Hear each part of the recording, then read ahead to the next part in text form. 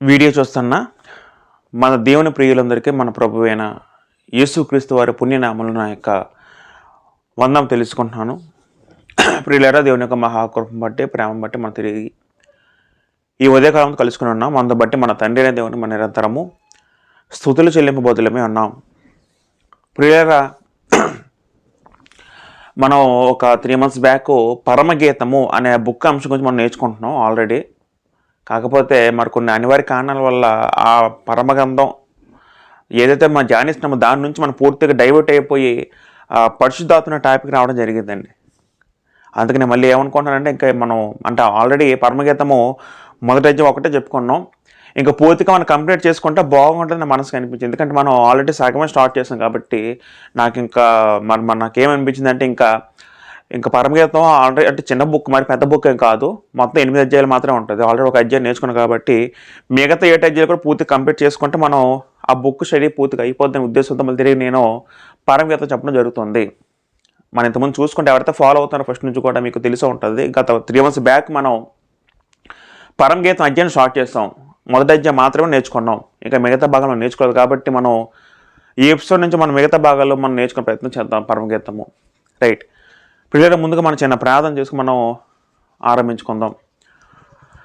మహాగణుడ, మహాపరిశుద్ధుడ, ప్రియాపరుల గొప్ప తండ్రి, నీ అనంతమైన శ్రేష్టమైన ఘనమైన నామానికి వేలద వందనాలు, స్తుతులు సోదరులు చెల్లిస్తున్నాం తండ్రి. నాయన ప్రభువా, మరి మీరు మాకు ఇచ్చిన ఈ గ్రంథం ధ్యానించుండగా పరమగీతమైన గ్రంథంలో అనేక ఆత్మజ్ఞాన సంగతి మాకు తెలియజేసి మీ వాక్య ప్రకారం నడుచుకుంటూ మాకు తగిన జ్ఞాన సహాయం దయచేయమని చెప్తున్న నాకు వింటున్న శ్రోతలు సహోదరులందరికీ మీ యొక్క జ్ఞానాన్ని దయచేసి ఇటువంటి తప్పులు దొరకకుండా నా నుంచి మీ సత్యవాక్యం ఉన్నట్టుగా సరిగా విభజించి ఉపదేశవానిగా ఉండేటకు సహాయము జ్ఞానం దయచేయమని వింటున్న మాకు అందరికీ మీకు ఆశీర్వాదాలు కుమ్మరించమని ప్రార్థనను యేసుక్రీస్తు వారి పుణ్యనామములో అడుగుచున్నాం పరమ తండ్రి, ఆమేన్.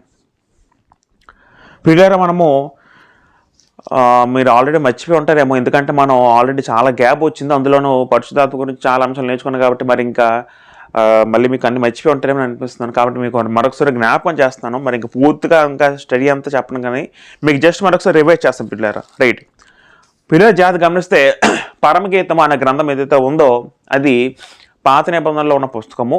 రెండోది ఏంటంటే పద్యకావ్య గ్రంథాల్లో ఉన్న పుస్తకాల్లో పరమగీతం ఒకటి. మనకి పద్యకావ్య గ్రంథాలు మనం ఆల్రెడీ ఒక మాట చూసాం. యోబు గ్రంథము, కీర్తనలు, సామెతలు, ప్రసంగి, ఇది ఇలాగా ఈ 5 పుస్తకాలు పద్యకావ్య గ్రంథాల్లో ఒక పుస్తకం ఏంటంటే పరమగీతము. తర్వాత పరమగీతం అనే గ్రంథాన్ని దేవుడే మరి పరిశుద్ధ గ్రంథాల్లో ఎందుకు ఉంచాడంటే అది కూడా మనందరికి అవసరమే. పరమగీతంలో ఉన్న భావం ఏదైతే ఉందో, పరమగీతంలో ఉన్న ఆ మాటలు ఏవైతే ఉన్నాయో మన మానవులందరూ కూడా అవసరం కాబట్టి దేవుడు గ్రంథాలు ఉంచిన విషయం మనం అర్థం చేసుకోవాలి. తర్వాత పరమగీతం అనేది అర్థం ఏంటంటే అత్యున్నతమైన గీతం అని అర్థం వస్తుంది. సాంగ్ ఆఫ్ ది సాంగ్స్ అని మరొక మాటలో సాంగ్ ఆఫ్ ది సొలొమోన్ అని ఇంగ్లీష్లో రాయడం జరిగింది. అతి శ్రేష్టమైన గీతము అనే విధంగా మనం చెప్పుకోవచ్చు పరమగీతాన్ని. ఆనాడు యూదులు పరమగీతం అనే గ్రంథాన్ని చాలా పవిత్రంగా భావించేవారండి. వాళ్ళు ప్రధాన పండుగలైన పస్కా పండుగ, పెంతెకొస్తు పండుగ, పన్నసాల పండుగలోని ఇవి చదివి వినిపించేవారట. ఆనాడు కాలంలో కూడా యూదులు ఆరాధనలు కూడినప్పుడు, సమాజం ఏర్పడినప్పుడు పరమగీతం కూడా చదువుకొని అందరికి చదివి వినిపించేవారండి. అటువంటి పవిత్రమైన గ్రంథాన్ని కొంతమంది ఏమంటారంటే చాలామంది దేవుని ఎరగని వ్యక్తులు, దేవుని నమ్మని వ్యక్తులు అదొక ఊతు పుస్తకం, దానిలో ఉన్న అభ్యంతరకర మాటలు ఉన్నాయని కొంతమంది విమర్శిస్తూ ఉంటారండి. వాస్తవానికి వాళ్ళు చెప్పడం కారణం ఏంటంటే పరమగీతలు ఉన్న ఆ భాష ఏదైతే ఉందో అది శృంగారకరమైన భాష. దానివల్ల వాళ్ళు అటువంటి మాట్లాడడం జరుగుతుంది. వాస్తవానికి పిల్లరా, పరమగీతం అనేది చిన్న చిన్న పద్యాలతో కూడిన పెద్ద గీతం అనే విషయం అర్థం చేసుకోండి. గీతం అంటే పరమగీతం పేరులోనే గీతం. గీతం అంటే అర్థం ఏంటి? సాంగ్ అని. వాస్తవానికి పరమగీతం అంటే ఒక పాట, చిన్న చిన్న పద్యాలతో కూడిన పెద్ద పాట అనే విషయం అర్థం చేసుకోండి. అయితే దేవుడు ఈ గ్రంథంలో ఎక్కువ శృంగార భాషని ఉపయోగించారు. దీంట్లో ఏదైతే భాష ఉంటుందో అది అలంకారిక భాషను అర్థం చేసుకోవాలి. అది పోయిట్రీ, ఇది పోయిమ. వాస్తవానికి పోయిమ అండ్ సాంగ్. మనకు తెలుసు పాటల కవిత్వం ఉంటుంది. కవిత్వంలో రకరకాల బొమ్మలు మనం చిత్రీకరిస్తూ ఉంటాం సాధారణ. అదేవిధంగా పరమగీతంలో కూడా అనేక ఇమేజెస్ ఉంటాయండి. ఎందుకు వాడబడ్డాయి అంటే దాన్ని బట్టి దాని యొక్క భావం తెలుసుకోవడానికి దేవుడి గ్రంథంలో ఇమేజెస్ పెట్టడం పొందుపరచడం జరిగింది. అయితే ప్రియులరా, దీంట్లో ఉన్న భాష ఏదైతే ఉందో చాలామంది అభ్యంతరం వ్యక్తం చేస్తారండి. ఇది చాలామంది చదవకూడదు, ఎందుకంటే ఈ భాష కొంచెం అభ్యంతరకరంగా ఉంటుంది అనుకుంటారు. కానీ వాస్తవం ప్రియులరా, ఇది లైంగిక భాష, శృంగార భాష ఉపయోగించినప్పుడు కూడా ఎందుకు ఉపయోగించడు, ఎవరి కొరకు ఉపయోగించడు, అది మనం అధ్యయనం చేయాలి. మనం ఇంతకుముందు నేర్చుకున్న పిల్లరా, పరమగీతం అనేది వాస్తవానికి అది ఏం తెలుపుతుంది? చాలామంది అనుకున్నట్టు లోకంలో అనేక వివరాలు ఉన్నాయి, వ్యాఖ్యానాలు ఉన్నాయి. కాకపోతే ఎక్కువ ప్రాచుర్య వివరణ ఏంటంటే అది క్రీస్తుకి సంఘానికి సంబంధించిందని, మరి కొంతమంది ఏమో ఇది దేవునికి యూతుల మధ్యన బంధం తెలియజేసే గీతం అని, ఇలాగా రకరకాల వ్యాఖ్యానాలు చేస్తూ ఉంటారు. వాస్తవానికి పిల్లరా, మనం నేర్చుకున్నట్టు ఇంతకుముందుగా చెప్పాను, మరి ఇంక పూర్తిగా చెప్పను. ఈ గ్రంథం, పరమగీత గ్రంథం అనేది అది దేవునికి భక్తుల మధ్యన సంబంధం సూచించేది కాదు అనే విషయం మనకు అర్థం అవ్వాలి. మరి ఇంకేం చెప్తుంది పరమగీతం ఆలోచించగలిగితే, పరమగీతం అనేది వైవాహిక జీవితంలో, దాంపత్య జీవితంలో ఉన్న మాధుర్యాన్ని గుర్తు చేస్తుంది. వైవాహిక జీవితంలో ఉన్న ఒడిదుడుకులు, దాని మొత్తం సమస్తము కూడా భార్య ఎలా ఉండాలి, భర్త ఎలా ఉండాలి, అలంకార రూపంలో, ఒక పాట రూపంలో, పద్యం రూపంలో దేవుడు మనకు రాయించి ఇచ్చాడు. వైవాహిక జీవితం గొప్పదాన్ని వివరించడానికే పరమగీతం రాయించబడేది మీకు స్పష్టంగా చెప్పడం జరిగింది. ఎందుకంటే దేవుడు శృంగార భాషతో దేవుడు మనం వర్ణించలేమండి. అసలు శృంగారము, ఆ లైంగిక అటువంటి మాటలో భాష అనేది మనుషులకు మాత్రం తప్ప మనం దేవునికి ఆపాదించకూడదని. దేవుడు మనకి తండ్రి లాంటి వాడు, యేసుక్రీస్తు మనకు సహోదరుడు లాంటి వాడు. వాళ్ళకి లైంగికత, ఆ కోరిక వాళ్ళకి దేవుడికి ఉండవండి, అది మనకు తప్ప దేవునికి ఉండవు. దేవుడు ఆత్మస్వరూపి, ఆయన కోరికలు, దేవుడు ఆ లైంగిక వాంఛన కేవలము మనుషులలో మాత్రమే పెట్టాడు తప్ప దేవుడికి ఆ కోరికలు ఉండవు, అలాంటి ఆ వాంఛలు ఆయనకే ఉండవండి. మనం అలాగా అర్థం చేసుకుంటే తప్పుగా అన్వయించుకుంటే వద్దండి. ఆ లైంగిక భాషని అది దేవునికి అన్వయించకూడదు, అది తప్పు. మరి ఏం చెప్తుంది పరమగీత బుక్ ఆలోచించగలిగితే, అది కేవలము వైవాహిక జీవితంలో ఉన్న వాళ్ళ గురించి చెప్పడానికే పరమగీతం చెప్పబడింది. ఇంకా పరమగీతం అనేది బహుభార్యత్వాన్ని ఖండిస్తుంది. పరమగీతం అనేది ఇప్పుడున్న డేటింగ్ కల్చర్ని ఖండిస్తుంది. పరమగీతం అనేది ఏకపత్నివ్రతాన్ని సపోర్ట్ చేస్తుంది. ఇలాగ అనేక మాటలు మనం ఇంకా చదువుకుంటే పూర్తిగా నేర్చుకుంటాం. రైట్ పిల్లరా, మరి ఇంతకుముందు మనం చెప్పుకున్నట్టుగా వివాహం అన్ని విషయాల్లో ఘనమైనది. హెబ్రీ రాసిన పత్రిక 13:4 ఉంటుందని. వివాహము దేవుడి సంకల్పంలో భాగము. వివాహ చట్టాన్ని నిర్మించింది దేవుడే. వాస్తవానికి దేవుడు మొట్టమొదటిగా ఎవరైతే ఆదాం నిర్మించాడో, ఆదాం సృష్టించాడో, వెంటనే దేవుడు మనం ఆలోచించగలిగితే ఆదికాండం 2:18 అతనికి సాటి అయిన సహాయం కొరకు హవ్వ నిర్మించినట్టు మనం గ్రంథం బట్టి ఆలోచించగలము. ఆదికాండం 2:18 చదువుకోండి పిల్లరా. 2:18 మరియు దేవుడైన యెహోవా నరుడు ఒంటరిగా ఉండటం మంచిది కాదు. నరుడు ఒంటరిగా ఉండకూడదు, మానవుడు ఒంటరిగా ఉండకూడదు. దేవుడిని తెలుసండి, దేవునికి సమస్తం తెలుసండి. నరుడు నిర్మించిన మనిషికే వాని యొక్క సమస్త స్థితి కూడా దేవుడు ఎరుగండి, దేవుడు ఖచ్చితంగా తెలిసాను. అందుకే దేవుడు ఏమంటారంటే, నరుడు ఒంటరిగా ఉండటం మంచిది కాదు. మంచిది కాదంటే వంచిత కాదని దేవుడు చెప్తున్నాడు. ఆయన తెలుసు సమస్య. ఎందుకంటే మనుషుడు సాంఘిక జీవి, మనిషికి సహాయం అవసరము. మనిషి అందులో సాటైన సహాయం కొరకు దేవుడు ఎవరు నిర్మించాడంటే, కింద వచనంలో ఉన్న వానికి సాటైన సహాయం కొరకు వానికి చేయదు అనుకున్నాను చెప్తూ, అప్పుడు దేవుడు ఏం చేశాడంటే 21వ వచనంలో ఆదాము ఆయన గాలి దగ్గర కొలువ చేసి ఆయన ప్రకటనలో తీసి ఆయన దేవుడు హవ్వ నిర్మించడం చూడగలం.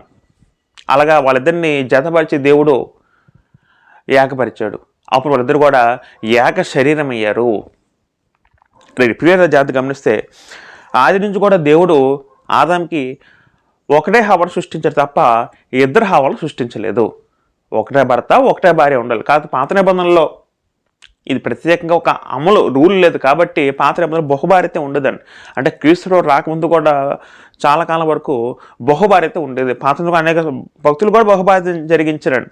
అబ్రహాము కానీ, దావీదు కానీ, సొలొమోను కానీ ఇలాగా. అయితే బహుభార్యత వీళ్ళు చేసినప్పుడు కూడా బహుభార్యత్వాన్ని దేవుడు యాక్సెప్ట్ చేసాడేమో, అంటే దేవుడు యాక్సెప్ట్ చేసాడు తప్ప మరి బహుభార్యత గురించి అక్కడ రూల్స్ ఎక్కడ లేవండి. అంటే పాత నిబంధనలు ఉండదు. కానీ దేవుని ఆలోచన మటుకు ఒకటే భార్య ఒకటే భర్త. అందుకు నిదర్శనం ఏంటంటే మనం చదువుకున్నాం ఇప్పుడు ఆదికాండంలోనే, ఆదాముకి దేవుడు ఒక హవ్వను సృష్టించాడు, ఇద్దరు సృష్టించలేదు. చాలు ఒకళ్ళు చాలు. దేవుడి దృష్టిలో ఒకలా ఉన్నారు. దేవుని దృష్టిలో వాళ్ళిద్దరూ ఏకశరీరము, ఒకటే భర్త, ఒకటే భార్య, ఒక నియమం దేవుని దృష్టిలో ఉంది. కానీ మనుషులు, ఆ కాలంలో మనుషులు పూర్తిగా అర్థం చేసుకోలేకపోయారు. అయితే మళ్ళీ యేసుక్రీస్తు వచ్చిన తర్వాత కొత్త నిబంధనలు మళ్ళీ యేసు స్పష్టం చేసిన మాట ఏంటంటే, ఇంకా దాన్ని నియమం చేశారండి. ఇంతకుముందు నియమం లేదు, ఇప్పుడు దాన్ని చట్టం చేశారు. ఏంటి చట్టం అంటే, ఒక స్త్రీకి ఒకటే పురుషుడు, ఒక పురుషునికి ఒకటే స్త్రీ. మత్తయి సువార్త 19వ అధ్యాయము ఒకసారి మనం ప్రియులారా 4:5 చదువుకుంటే ప్రియులారా, అక్కడ ఒక సందర్భంలో యేసుక్రీస్తు అన్న మాటలు ధ్యానిద్దాం. మత్తయి సువార్త 19వ అధ్యాయము 4-5 వచనం చదువుకుందాం. ఇందు నిమిత్తము పురుషుడు తల్లిదండ్రులు విడిచి తన భార్యను హత్తుకొను, వారిద్దరు ఏకశరీరం ఉందని చెప్పినని మీరు చదువులేదా? కనుక వారికన్నా ఇద్దరు కాక ఏకశరీరంగా ఉన్నారని చెప్పిన అక్కడ. ఇక ప్రియుల జాతి గమనిస్తే మన ఆలోచన కూడా, సృజించిన వాడు ఆదిన వారిని పురుషుని కాదు స్త్రీని కాదు సృజించినని అంటానండి. ఇక్కడ పురుషుడు తల్లిదండ్రులు విడిచి తన భార్యను హత్తుకున్న, తన భార్య అన్నారు తప్ప భార్యలో అనలేదండి, ఏకవచనం. ఇదే మాట ఇంక ధృవీకరిస్తూ దాని నియమం ఎలా చేశారంటే, కొత్త నిబంధనలో 1 కొరింథీయుల రాసిన పత్రిక 7వ అధ్యాయంలో ఉంటుందండి. మీకు ఆ 1 కొరింథీయుల రాసిన 7వ అధ్యాయం చదువుకుంటే మీకు మొత్తం స్పష్టంగా అర్థమవుద్ది. ఇంకా మన సబ్జెక్ట్ ఇంకా దాని గురించి కాదు కాబట్టి మీకు ఇంకా మేము చెప్పట్లేదు. 1 కొరింథీయుల రాసిన పత్రిక ప్రియుల దగ్గర 7వ అధ్యాయం చదువుకుంటే 7వ అధ్యాయంలో మీకు అక్కడ రూల్ ఉంటుందండి. అంటే ఒకటే స్త్రీ ఒకటే భర్త ఒకటే భార్య ఉంటూ ఇంకా వాళ్ళిద్దరు ఎలా ఉండాలో, తర్వాత భర్త భార్యని ఎడబాయకూడదు, భార్య భర్తని ఎడబాయకూడదు, కేవలము వ్యభిచార కారణం బట్టే తప్ప ఇంకే కారణం కూడా ఇద్దరు విడిపోకూడదని అక్కడ అనేక మాటలన్నీ అక్కడ ఉంటూ ఉంటాయండి. ఇప్పుడు ఒక విషయం మనం గమనిస్తే, వివాహం అనేది పాపం కాదు విషయం మనం గమనించాలి. వివాహం అనేది పాపం కాదు, ఎందుకంటే దేవుని సంకల్పాల భాగము, దేవుని చేసిన నియమం. కొంతమంది ఏమో వివాహం నిషేధిస్తారు అని అంటే మనం తిమోతి పత్రిక చదువుకుంటామండి. వివాహ నిషేధం అనేది బైబిల్ బోధ కాదు, వాళ్ళు సాతాన బోధ అండి. అలా ఎవరు చేస్తారో అందరికీ తెలుసు. ఆర్సీ వారు ఎస్పెషల్లీ వివాహాన్ని ఇదే నిషేధిస్తారండి. అలా చేయకూడదు, బైబిల్ సాంప్రదాయం కాదంటారు. వాళ్ళందరూ అబద్ధ బోధ చేస్తూ ఉంటారు.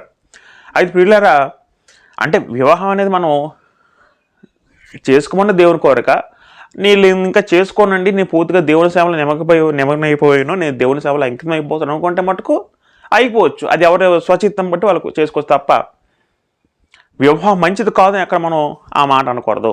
ఎందుకంటే అది దేవుడు ఏర్పాటు చేసిన విషయం గమనించాలి. అయితే ప్రియులారా, మనకు విషయం ఏమవుతానంటే, వివాహం అనేది పాపం లేదు, అందులో పాపం కాదు.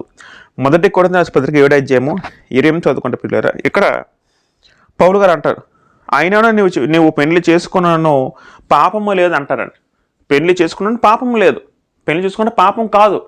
పాపం కానప్పుడు దాన్ని పాపాన్ని బోధించడం అది అబద్ధబోధ విషయం అర్థం చేసుకోవాలి.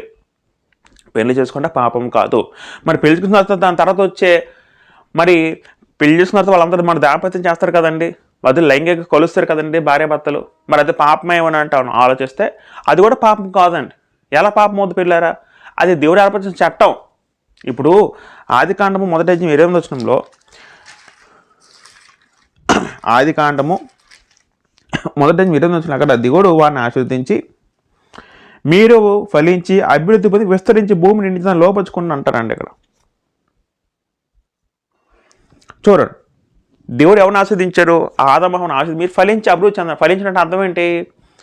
ఫలించిన అర్థం పిల్లలు వాళ్ళిద్దరు కూడా ఏకమవ్వాలి, శరీరాలు ఏకమవ్వాలి. అది దేవుడు ఏర్పడిన చట్టం. దేవుని చట్టంలో శరీరాలు ఏకమవ్వడం తప్పు కాదు, జాగ్రత్త వినాలి. దేవుడు ప్రతి ఒక్కరిలో కూడా లైంగిక వాంఛన పెట్టాడు, లైంగిక కోరికలు పెట్టాడు, సెక్స్ కోరికలు దేవుడు ప్రతి ఒక్కరిలో పెట్టాడు. కాకపోతే దాన్ని వినియోగించడంలో మనం దేవునికి విరోధంగా పాపం చేసిన వారం అవుతున్నాం. దేవుని చట్ట పరిధిలో వివాహం ద్వారా అది లైంగికత్వం మనం ఉపయోగించుకోవాలి తప్ప దేవుని చట్టాన్ని దాటి దేవుడి చట్టాన్ని మీరి దాన్ని ఉపయోగించుకుంటే అందరూ కూడా పాప విరుద్ధులు అవుతాం. పెళ్ళికి ముందు చేస్తే వాళ్ళు పెళ్ళికి ముందు పెళ్ళి తర్వాత కూడా భార్య విడనాడి చేసిన ప్రతి ఒక్కరు కూడా వ్యభిచారాలు చేసిన అవుతారనే విషయం గమనించాలి. వాళ్ళు వ్యభిచారిని పిలబడ్డారు. రైట్ పిల్లలు అయితే మనకు విషయం ఎంత ఉందంటే, దేవుడు మనందరిలో కూడా లైంగిక వాంఛన పెట్టాడు. అది తప్పు కాదు. లైంగిక వాంఛన ఉండడం తప్పు కాదు, లైంగిక వాంఛన తీర్చుకున్న తప్పు కాదు. భార్యాభర్తలు తమ ధర్మంలో నడపవలను. ఏంట ధర్మంలో ఇది కూడా భాగమే. వాళ్ళిద్దరు ఏకం అవ్వాలి, ఏక శరీరం అవ్వాలి, అప్పుడే పిల్లలు పుడతారండి. అది తప్పు కాదు, అది పవిత్రత, దేవుని దృష్టిలో పవిత్రత అన్నాడు. అందుకే ఎబ్రీ రాసి 13:7 ఎంత చదువుకున్నాం, 13:4 వివాహ నిమిషాలు ఘనమైన పాంపు నిష్కలమైనగా ఉండబోలేదు అంటున్నాడు. అంటే దేవుని దృష్టిలో పాంపు మంచిదే, అది దానికి లిమిటేషన్స్ ఉన్నాయి. భార్య ద్వారా పిల్లల కండం అది దేవుని చట్టం నియమం భాగం. ఆ పరిధి దాటి మనం ముందే చేస్తే అది వ్యభిచారం అవుతుంది, తర్వాత చేసిన వ్యభిచారం కింద అవుతుంది. విషయం అర్థం చేసుకోవాలి. రైట్ పిల్లరా, మరి ఇప్పుడు పరమగీతం మనం చదువుకున్న పిల్లలు, మనకి పరమగీతంలోని మనకు తెలుసు పరమగీతం అనేది సొలొమోను రచించారు. మరి పరమగీతంలో ఎక్కువ మనం ఏం చూస్తాం అంటే దాంట్లో మనకి ఏం కనబడుతుందంటే చిన్న చిన్న పద్యాలు ఉంటాయి. మనం పద్యాలు మనకు స్పష్టంగా అర్థమో కానీ మనం జాగ్రత్తగా ఆలోచించు మొత్తం అసలు ఏం చెప్పాడు మనం అలా గమనిస్తాం, ముందుకెళ్ళాలి తప్ప. లేకపోతే మనం ఏదో రకంగా ఎలా పడితే చదివితే తప్ప మన పరమగీతం అసలు అర్థం అవుదండి. దాంట్లో ఎక్కువ సాహిత్యం ఎక్కువ ఉంటుందండి. వాస్తవానికి పోయిటరీలో ఏముంటుందండి, పోయిమ్స్లో ఎక్కువ కవితా భాష ఉంటుందండి. కవితా భాష అంటారండి, అంటే పోల్చి చెప్పడం. అసలు అంటే చదవడం వల్ల మనకి ఇంకా తెలుగు పదాలు కూడా అనేక మనకు మంచి తెలుగు పదాలు కూడా మనకి ఎక్కువ వస్తాయండి, చదువుకుంటామండి ఎక్కువగా. అయితే ప్రియులారా, ఒకసారి అందరూ పరమగీతం తిరిగిస్తే పరమగీతంలో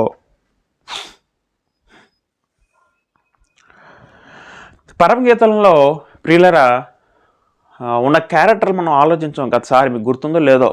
మొదటగా అక్కడ స్త్రీ ఉంటుంది. అంటే పరమగీత బుక్ అనేది ఎక్కువగా స్త్రీ కోణంలో రాయబడింది, స్త్రీ యొక్క పాయింట్ ఆఫ్ వ్యూలో రాయబడింది. బైబిల్ అంతట్లో స్త్రీ కోణంలో రాయబడిన ఏకైక పుస్తకం ఏదైతే ఉందో అదే పరమగీత. విషయం అర్థం చేసుకోవాలి. వాస్తవంగా స్త్రీలకి చాలా మంచి, అంటే స్త్రీలందరూ చదువుకోవాలండి. ఏంటి పరమగీతం బుక్ అండి. ప్రియులారా, పరమగీతంలో ఉన్న క్యారెక్టర్స్ ముందు మనం ఆలోచించగలిగితే పరమగీతంలో ఒక స్త్రీ ఉంటుంది. ఈ మనసును జ్ఞాపకం చేస్తున్నాను. ఆ స్త్రీ పేరు షూలమ్మితి. మీకు పరమగీతము 6వ అధ్యాయము 13లో ఆవిడ పేరు కనబడుతుందండి. పరమగీతంలో ఎక్కువ ఈ మాటలు ఒక స్త్రీ పేరు ఉంటే మనకు అర్థమవుతుంది. ఆ స్త్రీ పేరు ఏంటంటే పరగీతం 6వ అధ్యాయం 13వ వచనంలో షూలమ్మితి అన్న పదం ఉంటుందండి. షూలమ్మితి ఆ స్త్రీ యొక్క పేరు. మనం ఆలోచించాం, షూలమ్మితి అనే పేరు ఆ స్త్రీ అంటే అర్థం ఏంటి? వాస్తవానికి షూలం అనే పదం గ్రంథాలు ఎక్కడ చూడలేము, అది కొత్తగా కనబడుతుందండి. మనం ఇంకెలాగ ఆలోచించమంటే శూన్యవరాల స్త్రీ అనే పదం ఉంటుంది. ఎలీషా టైంలో శూన్యవరాల స్త్రీ పదం ఉంటుంది. కాకపోతే అది షూనేమో, ఇది షూలం అండి. ఆ పదం వేరు, ఈ పదం వేరు. మనం ఎలా ఆలోచించమంటే వాస్తవానికి సొలొమోను, షాలేము దానికి స్త్రీ రూపమే షూలమ్మితి అని అర్థం చేసుకున్నాం. ఎందుకంటే ఇదంతా కల్పిత పాత్రలు, నిజమైన పాత్రలు కాదు. కల్పిత పాత్రలతో మనకి దేవుడు ఇస్తున్న సందేశం. మనకి సొలొమోను అనే దానికి ఒక స్త్రీ రూపమే అది షూలం అర్థం చేసుకో, అంటే శాంతి సమాధానం అర్థం వస్తుందండి ఈ పదానికి. అయితే ప్రియులారా, ఇంకే క్యారెక్టర్ కనబడుతుందంటే దీంట్లో రాజు అనే క్యారెక్టర్ కనబడుతుంది. ఒక రాజు అంటే సొలొమోన్ క్యారెక్టర్ కనబడుతుంది అండి. ఇంకా ప్రియులారా, మనకి కాపరి అనే క్యారెక్టర్ కనబడుతుంది. కాపరి కాపరి అనే ఒక పదం కనబడుతుంది. ఇంకా యెరూషలేము కుమార్తెలు అనే పదాలు కనబడుతుంది. యెరూషలేము కుమార్తెలు. ఇంకా ప్రియులారా, ఇంకా ఆలోచించగలిగితే కోరస్ అంటే అర్థం ఏంటి? బ్యాక్గ్రౌండ్ నుంచి సౌండ్ చేసేవారు అండి.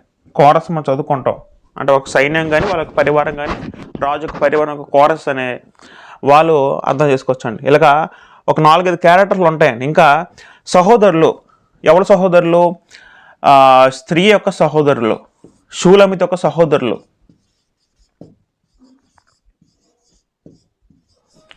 నేను మరోసారి చెప్తున్న పిల్లరా, మీరు జ్ఞాపకం ఉంచుకోండి. నేను మరి రెండోసారి రిపీట్ చేయను. ఇది జ్ఞాపకం లేకపోతే మనకి ఏం అర్థం అవుతుందండి. చాలా ఇంపార్టెంట్ అండి. పరమగీతం అనేది మనం చదువుతున్నప్పుడు ఏ పదము, ఏ వాక్యము ఎవరు చెప్పారో ఆలోచించాలి ఫస్ట్. మీకు అలా ఆలోచిస్తే తప్ప మీకు గ్రంథం స్పష్టంగా అర్థమవుతుంది. ముందు అలా ఆలోచించి ఎవరు చెప్పారో మనం పరిశీలించి అప్పుడు మనం గ్రంథ అధ్యయనం చేయాలండి. ప్రియుల జాతీయం అనేది మొదటగా ఇది ఫస్ట్ క్యారెక్టర్ అండి. తర్వాత 2 క్యారెక్టర్ రాజు అండి. 3 క్యారెక్టర్ కాపరి కనబడతారండి. 4వ క్యారెక్టర్గా యెరూషలేము కుమార్తెలు, 5వ క్యారెక్టర్గా కోరస్ అని బ్యాక్గ్రౌండ్లో సౌండ్ చేసేవారు. 6వది ఏంటంటే స్త్రీ యొక్క సహోదరులు అంటే అర్థం అంటే షూలమితి యొక్క అన్నలు, సహోదరులు. ఇలా 6 క్యారెక్టర్లు మనకి ప్రారంభ గీతలో కనబడుతుంది. అయితే ఈ 6లో ఈ రాజు అనే క్యారెక్టర్ ఏదో రాజు కానీ కాపర్ కానీ క్యారెక్టర్ ఏదో ఉందో ఈ రెండు ఒకటే. ఈ రెండు ఒకటేగా మనం అర్థం చేసుకోవాలి.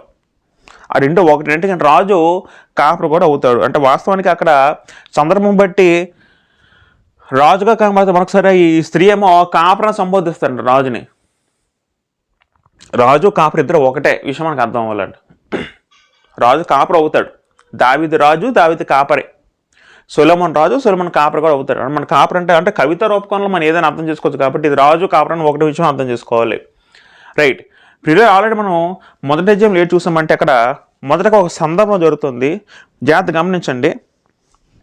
పరమగీతం అనేది ఇద్దరు పెళ్లి చేసుకున్న వారు వివాహం చేసుకునే ముందు ఇద్దరు ఆలు మగలు, స్త్రీ పురుషులు, వాళ్ళ యొక్క మాటలే పరమగీతం విషయం అర్థం చేసుకోవాలి. అంటే ఇద్దరు వ్యక్తులు ఉన్నారు, షూలమితి, సొలొమోన్ రాజు. ఇదంతా వీళ్ళిద్దరికి పెళ్లి జరగబోతుందండి. మనం చదువుకుంటే ప్రియురాలు ఇవన్నీ మాట చదువుకుంటే వీళ్ళిద్దరు ప్రేమికులు అర్థం చేసుకోవద్దు. వీళ్ళిద్దరు మనం చూస్తున్నట్టు ఈ కాలంలో ప్రేమికులు కాదండి. వాళ్ళ ప్రేమికులు ఎప్పుడయ్యారు? వాళ్ళు వివాహం చేసుకుంటున్నారు. వివాహం ముందు వాళ్ళు పిలుచుకుంటున్నారు అంతే తప్ప వాళ్ళకి వివాహం లేదు, వాళ్ళు అసలు వాళ్ళకి ఇంతకుముందు పరిచయం లేదు అనుకోవద్దు. వాళ్ళు వివాహం చేసుకోబోతున్నారండి. మీరు ఎలా చెప్పగలరంటే పరమగీతంలోనే మనం ప్రియులారా ఒకసారి 2వ అధ్యాయంలోనే పరమగీతం 3వ అధ్యాయంలోని 11 చదువుకుంటే 3:11 వివాహ దిన పదం ఉంటుందండి. వివాహ దినము. ఇక వివాహ దినం అంటే అర్థం ఏంటి?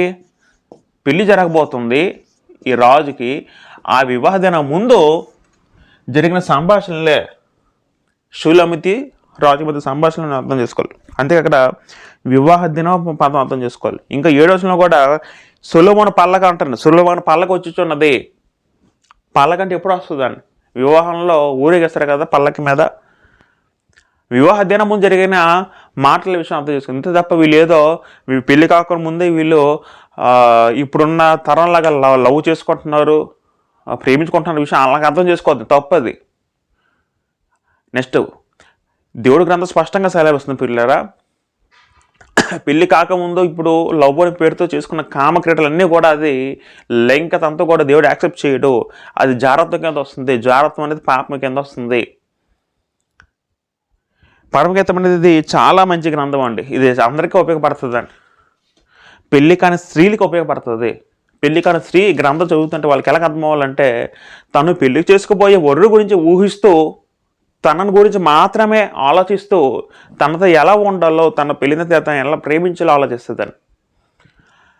పెళ్లి కాని పురుషుడు ఈ పరమగీతం చదివితే తన భార్యను ఎలా ప్రేమించాలో, తన భార్యని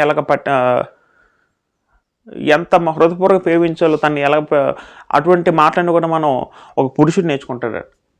ఇద్దరు భార్యాభర్తలు కలిసి పరమగీతం ధ్యానిస్తే తమ జీవితాన్ని ఎలా నడపాలి, తమ వైవాహిక జీవితంలో ఎన్ని ఒడిదొడుకులు వచ్చినా ఎలాగా అన్నీ తట్టుకొని మేము త్రోవ తప్పిపోకుండా ఎలా కలిసి ఉండాలి విషయం నేర్చుకుంటారు.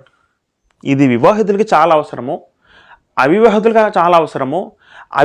అంటే వివాహం కాని వారు ఈ పరమగీతం చదివితే, పరమగీతం ధ్యానిస్తే వాళ్ళు జాగ్రత్తలో పడిపోకుండా, జాగ్రత్తలు జోలికి వెళ్ళకుండా ఉంటారండి. ఎందుకంటే నేను ఒక వ్యక్తిని ప్రేమించాలి, ఒక వ్యక్తిని నేను పెళ్లి చేసుకోవాలన్న ఉద్దేశంతో తన యొక్క భావాలు, తన యొక్క కోరికలు, తన యొక్క అన్నీ కూడా ఆ ఒక్క వ్యక్తి గురించి దాచిపెట్టుకుంటూ ఉంటుందండి స్త్రీ.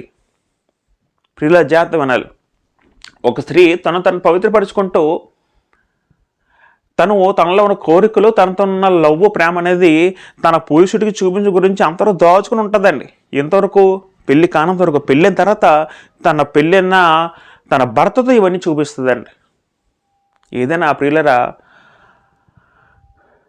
ఏ పురుషుడైనా ఏ స్త్రీ అయినా సరే దేవుడు పెట్టిన లైంగిక వాంఛలు, కోరికలు అనేది కేవలం ఒకరితో మాత్రమే తీర్చుకోవాలి. అంటే వివాహ బంధం, భార్యాభర్తల బంధం వేరేది ప్రియులరా. తల్లి కొడుకు, తల్లి కూతురు, తల్లి తండ్రి ఈ బంధం వేరు. కానీ భార్యాభర్తల ఉన్న బంధం అది వేరండి. అది దాంట్లో శారీరక బంధం కూడా కలిసి ఉంటుందండి, దాంట్లో లైంగిక బంధం కూడా కలిసి ఉంటుందండి. స్త్రీ పెళ్లి కాకముందు అవన్నీ కూడా ఒకళ్ళతోనే తీర్చుకోవాలి, ఒకళ్ళతో జరిగించాలి తప్ప 10 మందితో జరిగిస్తే అది జాగ్రత్త అవుద్దండి. పురుషుడు కూడా తనలో ఉన్న కోరికలు, తనలో ఉన్న ఆలోచనలు తన ఒక్క భార్యతో చూపించాలి తప్ప అందరికీ చూపిస్తున్నా, అందరికీ నా యొక్క ప్రేమ చూపిస్తుంటే అది జాగ్రత్త అవుద్దండి. పెళ్ళిన తర్వాత కూడా తన ప్రేమని, తన లైంగిక కోరికలు పురుషుడు తన భార్యతో తీర్చుకోవాలండి. భార్య కూడా తన ఎన్నున్నా సరే తన కోరికలన్నీ కూడా భర్తతో తీర్చుకోవాలండి. ఇంకా పురుషుడు దారి తప్పి వేరే ఇంక స్త్రీలతో చేస్తే అది వ్యభిచారం కింద అవుద్దండి.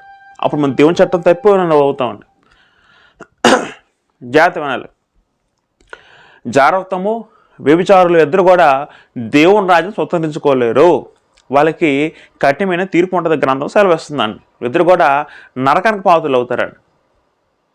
జాగ్రత్తం అంటే పెళ్లి కాకముందు చేసే లైంగిక క్రియ, పెళ్లి కాకముందు చేసే తప్పుడు పనులను దేవుడు జాగ్రత్త అని చెప్పాడు. వ్యభిచారం అంటే పెళ్ళైన తర్వాత కూడా ఇంకా అక్రమ సంబంధం కంటిన్యూ చేయడం, అక్రమ సంబంధాలు పెట్టుకోవడం, దాన్ని కూడా దేవుడు వ్యభిచారంతో పోల్చాడు. జారులకి వ్యభిచారులకి దేవుడు తీర్పు విధిస్తాడు. అందరూ కూడా నిత్యాగ్నే గది విషయం అర్థం చేసుకోవాలి. రైట్ పిల్లలు, మనం ఇంకో గ్రంథ పాఠం వెళ్ళిపోతుంది. ఇంకా చాలా మాటలు నేర్చుకోవాలి కాబట్టి మీకు మొదటగా ఈ క్యారెక్టర్స్ అర్థం అవ్వాలి. షూలమితి, మీరు షూలమితి అనే దానికి ఒక ఇంక్ వాడండి. మీరు 2-3 రకాల, ఒక 5 రకాల కలర్స్ మనం తీసుకొని దీనికి ఒక ఇంక్ వాడండి పిల్లలు. అంటే ఒక పెన్ వాడండి. బహుశా దీనికి బ్లూ ఇంక్ వాడితే ఈ రాజుకేమో రెడ్ ఇంక్ వాడండి, ఎరుశలేము కుమార్తెకేమో పచ్చ ఇంక్ వాడండి.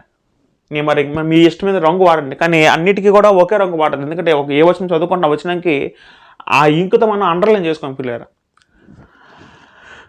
ఇలా మీరు అండర్లైన్ చేసుకుంటే మీకు ఇంకా స్పష్టంగా అర్థమవుద్ది. నేను నా గ్రంథంలో కూడా అలాగే అండర్లైన్ చేసుకున్నానండి.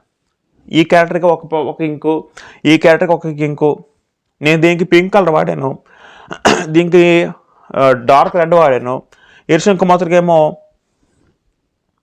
పచ్చ రంగు వాడానండి. ఇలాగ రకరకాల ఇంకులు వాడానండి. అండర్లైన్ చేసుకోండి. నాకు చూసుకొని అర్థమైపోతుంది. మీరు కూడా అదే రకాల ఇంకులు, రకరకాల ఇంకులు మీరు వాడుకుంటే మంచిది.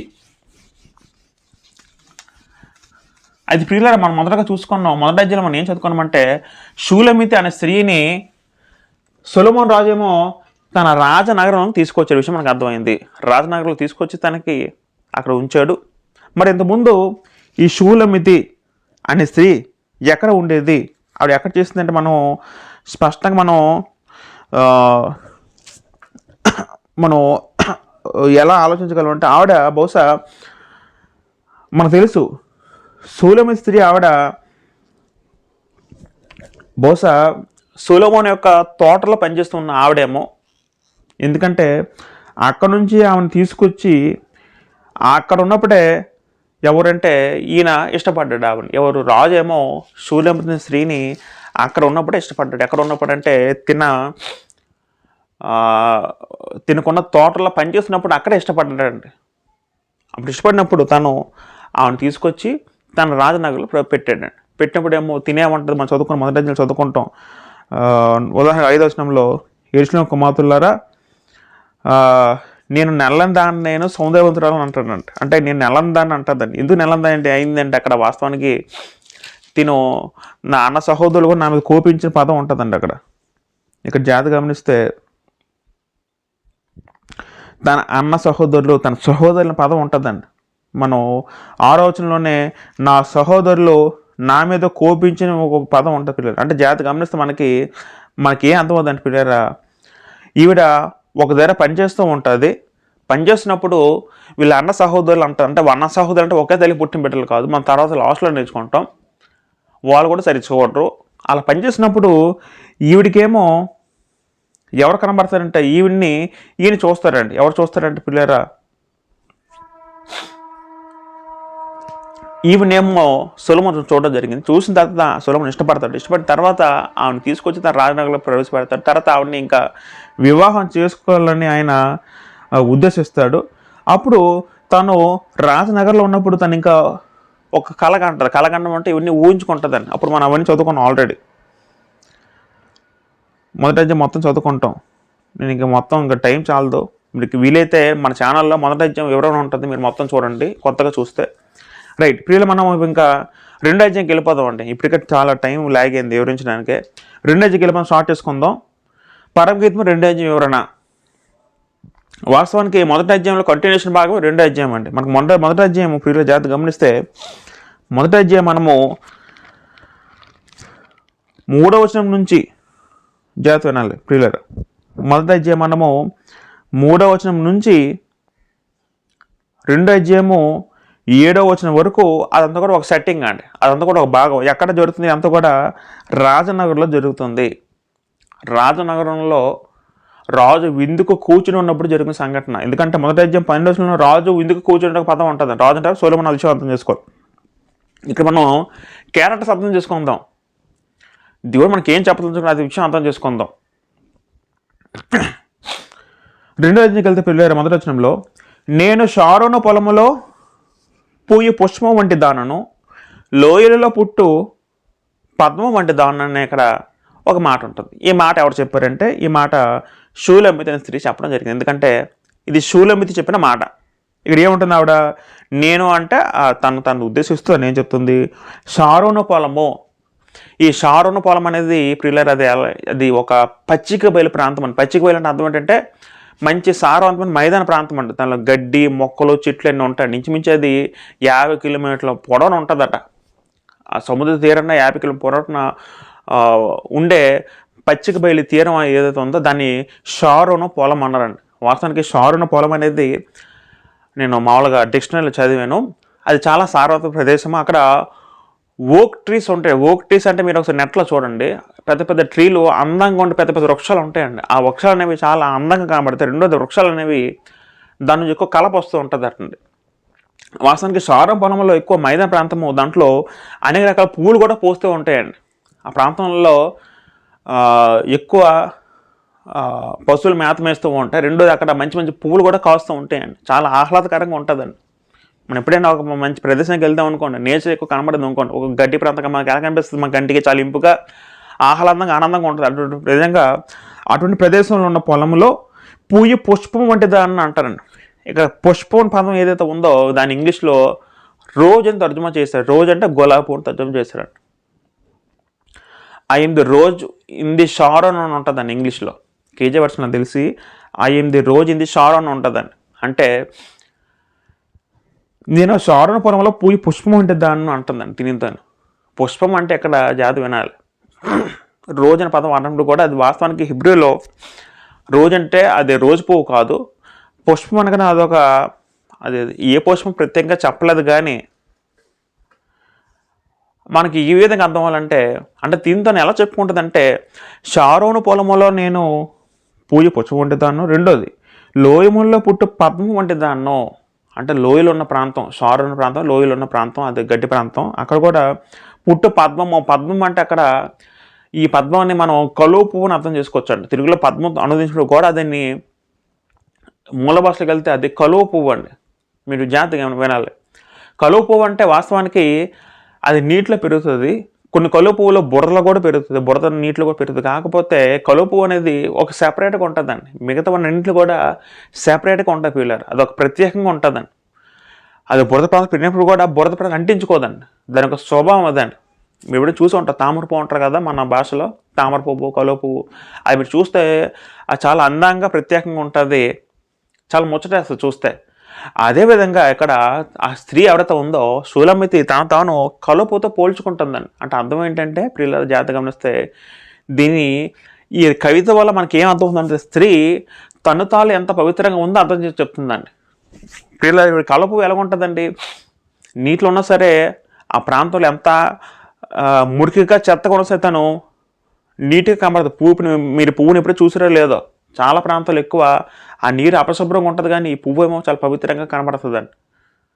అపరిశుభ్ర ప్రాంతంలో పవిత్రంగా కనబడిన పువ్వులాగా తిని కూడా నేను పవిత్రంగా ఉన్నాను తను ఇండేట్గా చెప్పుకుంటాను. పిల్లలు తన గురించి తను సాక్ష్యం ఇస్తుంది, నేను పవిత్రాలను చెప్పుకుంటుందని, తన పవిత్రత గురించి చెప్తుందని. అది గొప్ప విషయం అండి. రైట్. తర్వాత సొలొమోను ఇప్పుడు 2వ వచనం చదువుకుంటే సొలొమోను అనేది ఇక 2వ వచనంలో రాజు చెప్తున్నాడు అండి. 2వ అధ్యాయం 2వ వచనంలో ఇది రాజు చెప్తున్న మాట. ఇక్కడ ఏమంటాడు రాజు? పలు రక్కసి చెట్టుల్లో వల్లి పద్మం కనబడినట్లు స్త్రీలలో నా పురిగిరలో కనబడుతుంది అంటాడు. ఇప్పుడు రాజు ఏమంటాడంటే, పలు రక్కస చెట్లు ముళ్ళ చెట్లు అండి. రకరకాల ముళ్ళ చెట్లు ఒక మంచి పువ్వు ఉందనుకోండి, ఒక మంచి పుష్పం ఉందనుకోండి, ముళ్ళ చెట్ల మధ్యన ఒక రోజా పువ్వు ఉందనుకోండి. దీని గురించి ఇంగ్లీష్లో ఇక్కడ కూడా రోజా, ఇక్కడ లిల్లీ అనే పదం వాడారండి. రోజా పువ్వు చెందింది. ఇప్పుడు రకరకాల ముళ్ళులు ఉన్నాయి, ముళ్ళున్న చెట్లు ఒక మంచి గులాబీ పువ్వు ఉందనుకోండి, దూరం చూసి మాకు ఎలా కనబడుతుందో ఇక్కడ తిని కూడా ఏమంటాడంటే పిల్లరా, రాజు కూడా ఏమంటాడంటే స్త్రీని ఉద్దేశిస్తూ, పలు రక్కస చెట్లలో నా ప్రియురాలు వల్లి పద్మం కనబడుతుందంటే అర్థం ఏంటంటే, చుట్టూ అందరు ఉన్నా సరే నా కంటికి తను మాత్రమే కనబడుతుంది, తను మాత్రం నిష్కలంకురాలు, తన పవిత్రలు తిని కూడా సాక్ష్యం ఇస్తున్నాడండి. ప్రియులారా, పెళ్లి కాకముందు ఈ పవిత్రత కాపాడుకుంటూ రావాలి ప్రియులారా. స్త్రీ అయినా పురుషుడైనా సరే పెళ్లి చేసుకున్న ఇరువురు వ్యక్తులు కూడా చిన్నప్పటి నుంచి కూడా తన పవిత్రతను కాపాడుకోవాలండి, తన పరిశుద్ధతను కాపాడుకోవాలండి. తమ పరిశుద్ధతను కాపాడుకుంటూ దేవుని చిత్తం అంటే మొదటి పత్రికలో 5 అధ్యాయాలు ఉంటుందండి. పరిశుద్ధతను కాపాడుకుంటూ రావాలి ప్రియులారా. ఎందుకంటే మన పవిత్రతను కోల్పోకూడదు ఎప్పుడు కూడా. ఒక స్త్రీ ఎప్పుడు కోల్పోతుంది తన పవిత్రతని? మరొక వ్యక్తితో సంబంధం పెట్టుకుంటే తన పవిత్రత కోల్పోతుంది. ఒక పురుషుడు ఎప్పుడు పవిత్రత కోల్పోతాడు? మరొక స్త్రీతో తను బాంధవ్యం పెట్టుకుంటే తన పవిత్రతను కోల్పోతాడండి. కానీ ఇక్కడ స్త్రీ అనేది తన పవిత్రతను కోల్పోలేదండి, తన పరిశుద్ధతను కోల్పోలేదండి. మరియమ్మ, యేసుక్రీస్తు మరియమ్మ ఎంత పవిత్రంగా ఉందో అంత పవిత్రంగా స్త్రీ ఉందండి. ఉంటూ ఇంకేమంటారంటే సొలొమోను అక్కడ, స్త్రీలో నా ప్రియురాలు కనబడుతుంది అంటాడండి అక్కడ. అంటే అర్థం ఏంటంటే, స్త్రీలందరిలో నా ప్రియురాలు ఇంకా ఒక్కదా కనబడుతుంది, నా కంటికి తనే అందంగా కనబడుతుంది, తను మంచిగా కనబడుతుంది సాక్ష్యం ఇస్తున్నాడు. 3వ వచనంలో, ఇప్పుడు 3వ వచనం అది స్త్రీ అంటదండి. స్త్రీ అంటున్నమాట ఆలోచిద్దాం. అడవి వృక్షంలో జలధర వృక్షం ఎట్లా ఉన్నదో పురుషుల్లో నా ప్రియుడు అట్లున్నాడు అంటదండి. అంటే అడవి వృక్షంలో జలధర వృక్షము, వాస్తవానికి ఈ జలధర వృక్షం అనే పదాన్ని ఇంగ్లీష్లో యాపిల్ ట్రీ అని చెప్పారండి. యాపిల్ ట్రీ అంటే, యాపిల్ ట్రీ అంటే ఆ కాలంలో చాలా యాపిల్ ఫలం ఏదైతే ఉందో అది చాలా ఉన్నతమైన పండుగ ఎంచేవారండి. పండ్లలో కొన్ని రకాల పళ్ళు కొంచెం ఉన్నతంగా ఉంటాయి పిల్లలు. అంటే మనకు ఎక్కువ ఇది స్పెషల్గా భావిస్తాం కదండి. యాపిల్ అంటే చాలా మంది తెలుసు, చాలా కాస్ట్లీ పండు, చాలా ఆరోగ్యకరమైనది. ఇంకా ఎక్కువగా మనం ప్రయారిటీ ఎక్కువ ఉంటుందండి పండుకి మిగతా పళ్ళన్నీ కూడా. ఇప్పుడు ఆవిడ ఏముంటుందంటే, అడవి వృక్షం అన్నింటిలో జలధర వృక్షం ఎట్లున్నదో పురుషులలో నా ప్రియుడు ఎట్లున్నాడు అంటుందండి. అంటే తన ప్రియుడు తనకు కూడా తన ప్రియుని ఎంత ప్రేమిస్తుందంటే, తన వివాహం చేసుకోబోయే వ్యక్తిని అడవి వృక్షాలన్నింటిలో యాపిల్ చెట్టు ఎంత ఉన్నతంగా ఉందో నా ప్రియుడు అలాగున్నాడు, ఆనందభరితనై నేను అతని నీడను కూర్చుంటుంది అంటుందండి. అంటే అర్థం ఏంటంటే, నేను అతని నీడను కూర్చుందంటే అతను నాకు సురక్షితంగా ఉన్నాడు, అతను నాకు కాపాడువాడుగా ఒక అండగా ఉన్నాడు అని చెప్తుందండి ఇండైరెక్ట్గా. భార్యకి ఎప్పుడు కూడా భర్త అండగా ఉండాలండి, కాపాడే స్థితిలో భర్త ఉండాలి, అతని అండ కింద భార్య ఉండాలండి. ఎప్పుడు ఉండాలి పిల్లలు అలాగా. భార్యభర్తలు ఎప్పుడు కూడా స్త్రీ ఎలాగ భావించాలంటే, నా భర్త నాకు అండ, నా భర్త నాకు కాపాడేవాడు, అతనంటే నాకు సురక్షిత ఉంటుంది, ఆ విధంగా భావించాలండి. కానీ నేటి కాలంలో అటువంటి భావజాలం తక్కువైపోతుంది స్త్రీలలో. అలాగా ఉంటే భార్యాభర్తలు ఇద్దరు కూడా ఈ విధంగా చెప్పినట్టు ఉంటే ఆ బంధం చక్కగా నిలబడుతుంది పిల్లలు. తర్వాత చదువుకుంటే మనం 4వ వచనం చదువుకుందాం. 4వ వచనం పిల్లలు, అతడు నన్ను విందుశాలకు తోడుకొని జాతి గమనించి. ఇప్పుడు ఈ రాజు ఇతన్ని తీసుకొని విందుశాలకు తోడుకొని పోయాడు. విందుశాల అంటే అందులో డైనింగ్ టేబుల్ తీసుకెళ్ళాడు. మరి రాజులు తినే డైనింగ్ టేబుల్ ఉంటుంది కదండి, ఆవిడ ఎంత బాగుంటుందండి విందుశాల అంటే. వాళ్ళు కూడా వాళ్ళు తినే టేబుల్ కూడా చాలా పెద్దగా ఉంటుందండి. అక్కడ ఉన్న పరికరాలు అంతా కూడా బంగారం ఏముండి ఉంటే చాలా ఆశ్చర్యంగా ఉంటే చాలా ఆనందంగా ఉంటుందండి. ఆ విందుశాల తోడుకొని పోయాను. ఇప్పుడు స్త్రీ ఏమంటుంది, ఈ మాట శూలమతి పలుకుతుంది, నా మీద ప్రేమను ధ్వజముగా ఎత్తాను, ప్రేమాతిశయం చేత నేను మూర్చిల్లుచున్నాను, ద్రాక్ష పండ్ల ఈ అడలు పెట్టిన బల్లపుచ్చుడి, జల్లర పండ్లు పెట్టి నన్ను ఆదరించిన అంటుందండి. ఇక్కడ కూడా తన్ని రాజు నగరంలో రాజు తన దగ్గరకు వచ్చినప్పుడు తనతో మాట్లాడి తనని విందుశాలకు తీసుకెళ్ళాడు. తీసుకెళ్ళినప్పుడు తన మీద ప్రేమను చూపిస్తున్నాడు. రాజు తన కాబోయే భార్య భర్త ప్రేమను చూపిస్తున్నాడండి.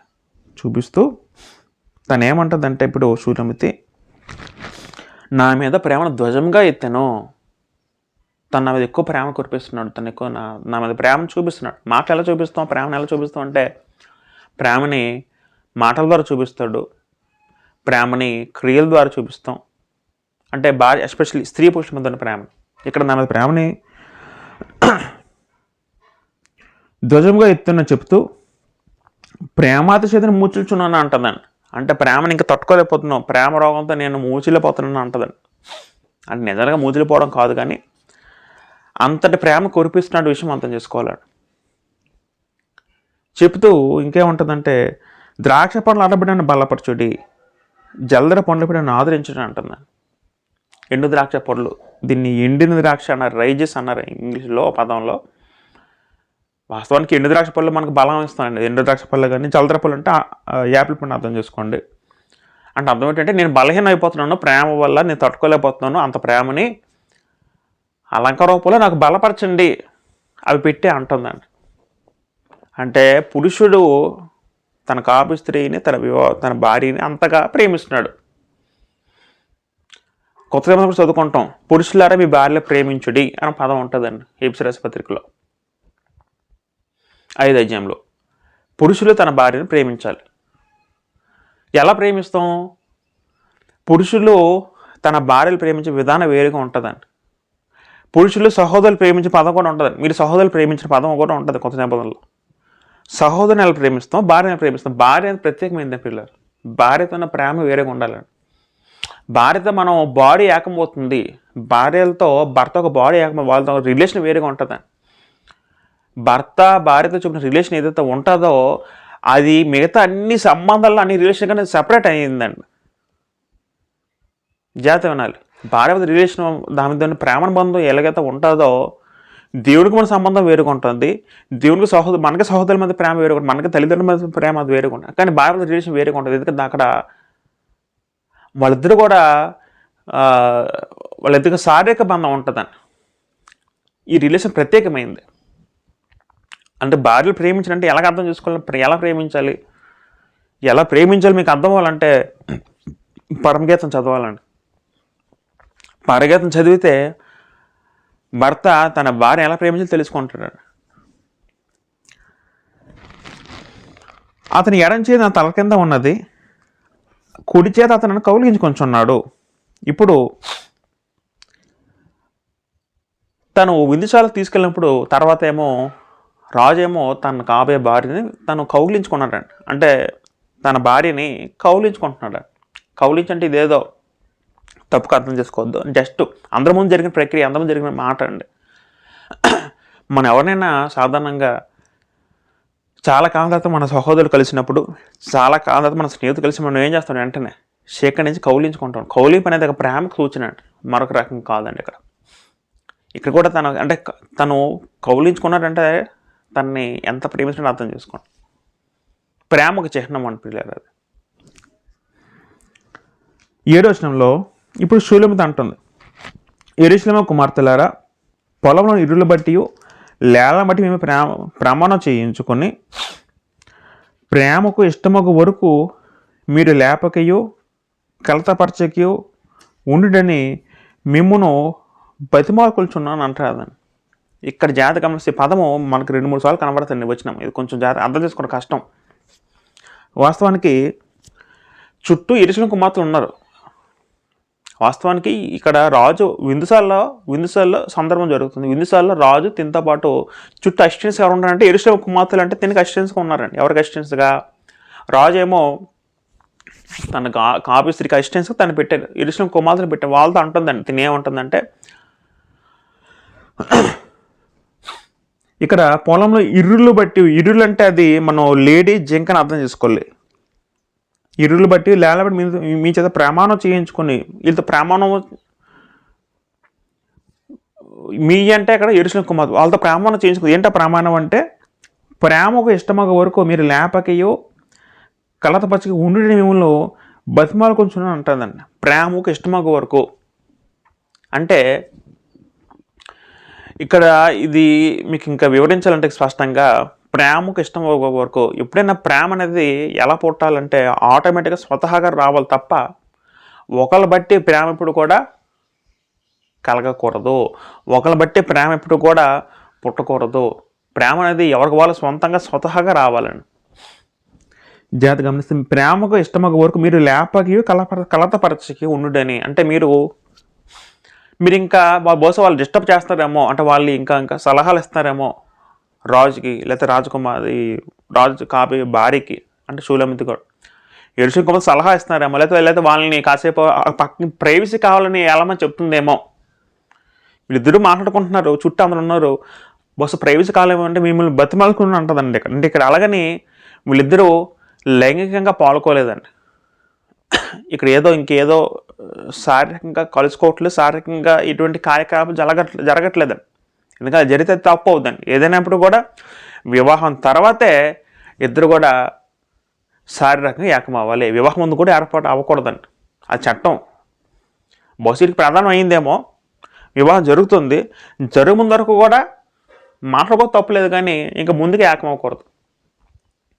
అయితే ఇక్కడ తిని ప్రైవసీ కోరుకుంటుందండి. అంటే తిని ప్రేమ రాజునామే చూసిన ప్రేమ నిజమో కాదు ఇంక డౌట్ ఉందేమో బహుశా.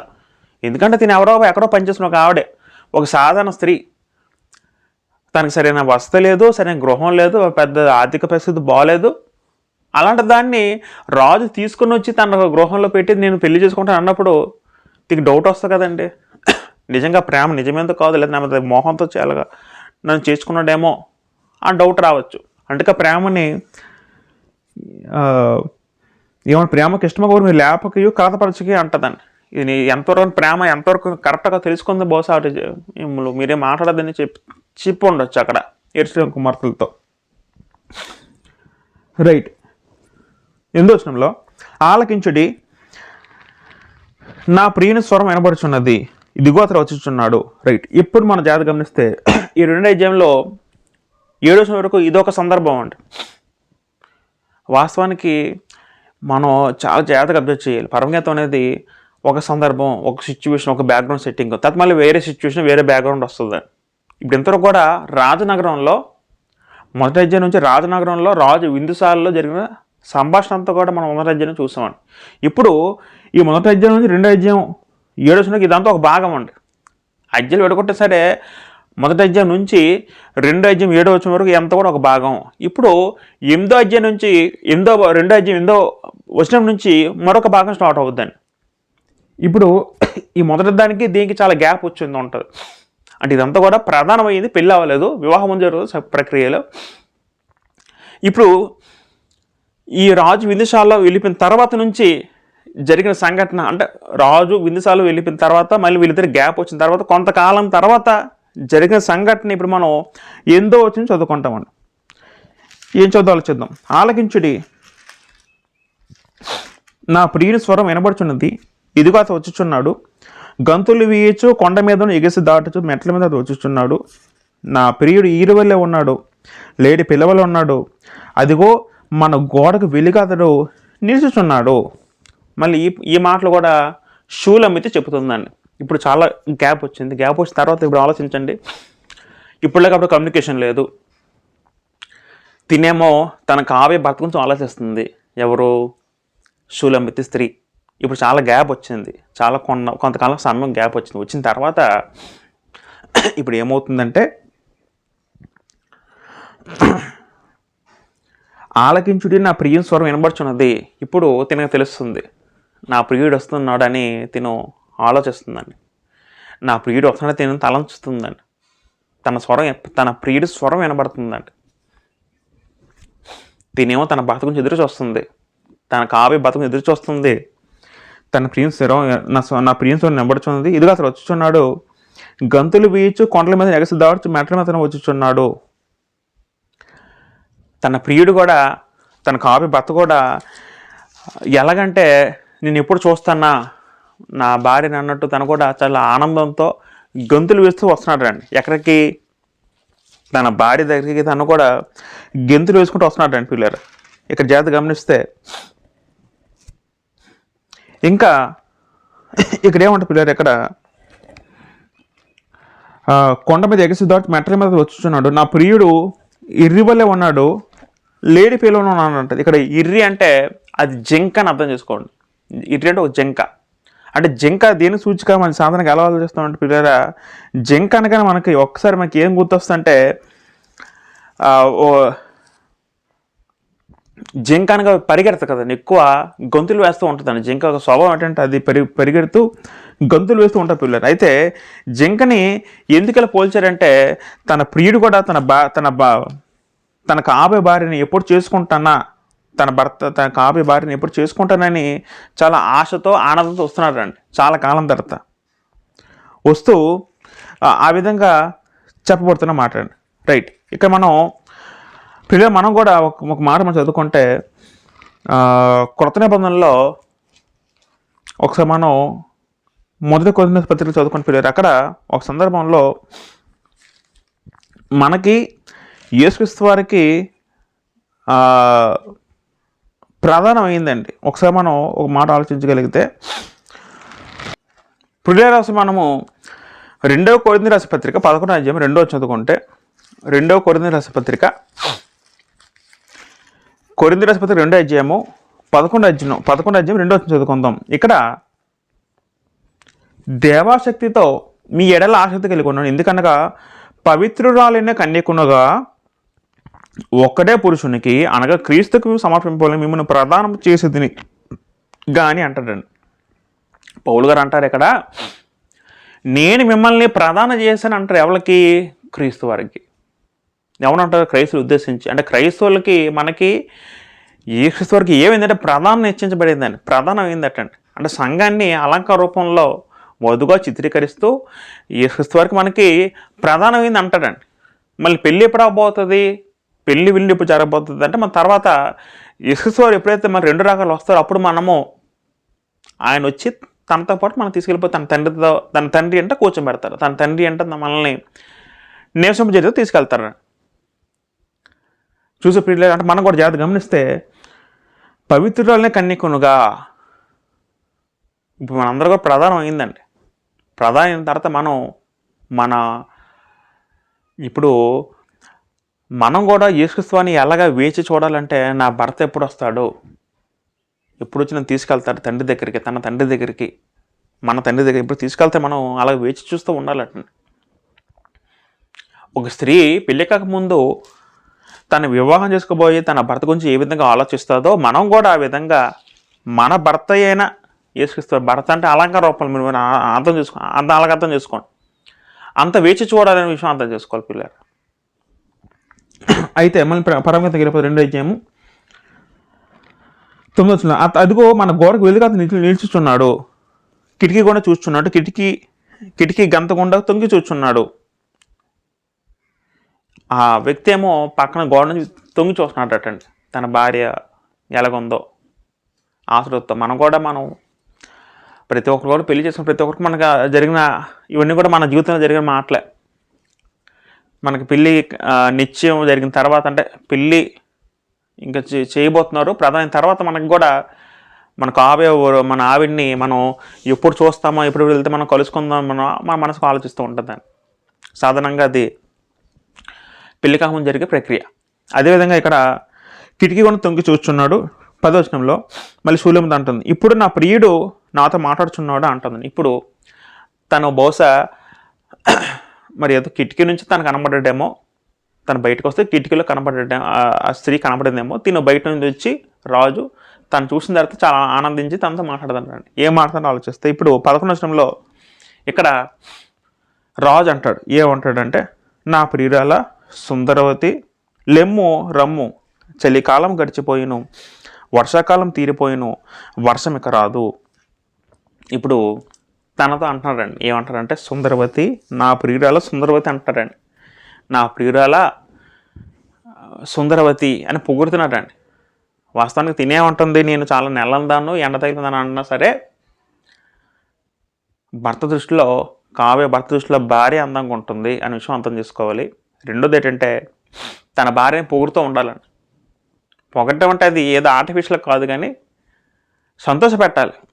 వాళ్ళు ముద్దు పేరు పిలుచుకున్నారండి. ఇక మీరు జాగ్రత్త గమనిస్తే ఎక్కువ సందర్భాల్లో నా ప్రియుడు అన్న పదం పిలుచుకుంటారండి. కాబోయే భార్య భర్తలు ఎప్పుడు కూడా పేరు పెట్టి పిలుచుకోరండి, శూలెమ్మితే అనరండి ఎప్పుడు కూడా. వాస్తవానికి అంటే దాంపత్య జీవితంలో భార్య భర్త అలా ఉండాలి పిల్లలు. అలాగని చాలామంది ఇప్పుడు ఎలాగంటే భర్తల్ని పేరు పెట్టి పిలుస్తారండి చాలామంది. నేను ఒక్కసారి చూశాను కొన్ని సందర్భాల్లో భర్తల్ని పేరు పెట్టి పిలుస్తూ ఉంటారండి. అది ఎప్పుడే అంటే అది వాస్తవానికి ఎప్పుడు పేరు పెట్టి పిలకూడదండి. పిలిస్తే ముద్దు పేరుతో పిలుచుకోవాలండి. ముద్దు పేరుతో ఎందుకు పిలుచుకోవాలి, దానికి సాక్ష్యం పరమగీతమే. నిజమే, ఇక్కడ ముద్దు పేరుతో పిలుచుకుంటారు. పీరియడ్లో పెట్టిన అర్థమైన ముద్దు పేర్లు కదండి, వాళ్ళ సొంత పేరు పిలుచుకోలేదు కదా. భార్య భర్తలు కూడా ముద్దు పేరుతో పిలుచుకోవాలండి. అదొక ప్రేమ అండి. అది ముద్దు పేరు పిలుచుకుంటే అదొక ప్రేమ ఉంటుందండి. అదొక కూడా ప్రేమ చిహ్నం అండి. పేరు ఇప్పుడు పిలిస్తే అది అసలు పేరు పిలకూడదు ఎప్పుడు కూడా భార్య భర్తని. అంటే భార్య ఎలా ఉండాలంటే భర్తకి నా యజమానుడిని భావిస్తూ, నాకు శిరస్సుని భావిస్తూ, ఆ విధంగా ప్రేమ కూడా చూపిస్తూ ఉండాలండి. పేరు పెట్టి పిలిస్తే అదే నీ శిరస్సును ఎలా ఒప్పుకుంటాం? మన ఆఫీస్కి వెళ్ళినప్పుడు మన పై ఎదుగుని ఏమంటాం? ఆయన పేరు పెట్టి పిలుస్తామండి, సార్ అని అంటావా? ఇప్పుడు మనకు ఆఫీసర్ ఉంటాడు, ఆయన మన సార్ అని పిలుస్తాం కదా, ఆయన పేరు పెట్టి మనం మాట్లాడక ప్రతిసారి కూడా. అదేవిధంగా మనం కూడా స్త్రీలు తన పురుషుల్ని పేరు పెట్టి పిలవకూడదు. అంటే ప్రేమ ఉండాలి, అలాగే ప్రేమతో ముద్దు పిల్లలు పిలుచుకోవచ్చు, తప్పులేదు.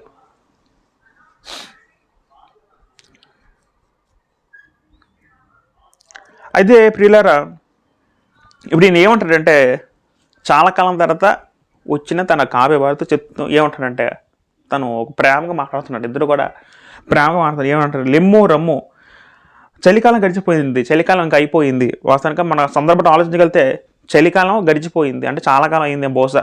అంటే ప్రధానికి పెళ్లి మధ్య గ్యాప్ ఉందేమో. చలికాలం అయిపోయింది, వర్షాకాలం తీరిపోయినా వర్షం యొక్క రాదు, వర్షం కూడా అయిపోయింది. దేశమంతా పువ్వులు పూసి ఉన్నవి. 12 వచ్చిన కూడా 12, 13 అంతా కూడా ఇంకా రాజు పలుకుతారండి. దేశమంతా పువ్వులు పూయిస్తున్నవి, పెట్టెలో కోలాహలం చేయ కాలం వచ్చాను. పెట్టెలో కోలాహలం చేయ కాలం అంటే అర్థం ఏంటి కాలం? వసంతకాలం అండి. మనకు తెలుసు మన కాలం కూడా వసంతకాలం ఎప్పుడు వస్తుంది? మార్చిలో వస్తుందండి. మార్చి నెలాఖరు నుంచి మన వసంతకాలం ఉంటుందంటే మన వసంతకాలం ఏమవుతుందంటే మళ్ళీ కొత్తగా మళ్ళీ ప్రకృతి చిగురించడము,